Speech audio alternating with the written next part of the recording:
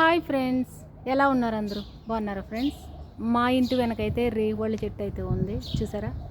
రేగుపళ్ళు అంటే ఎవరికి ఇష్టం ఉండదు చెప్పండి. ఈ వేసవకాలం వచ్చిందంటే రేగొడియాలు, ఎక్కడ చూసినా రేగుపళ్ళు రేగొడియాలు ఇదే కదండి. మేమైతే వెళ్దామని వచ్చాం. చెట్టు నిండా అయితే ఫుల్గా ఉన్నాయి కాయలు. అయితే కాయలు కూడా చాలా స్వీట్ ఉన్నాయి. మేమైతే చూసాం, చాలా కాయలు అయితే ఇలా అయితే రాలిపోయినాయి కింద. మేమైతే కొన్ని అయితే తెంపుకెళ్దామని వచ్చాం.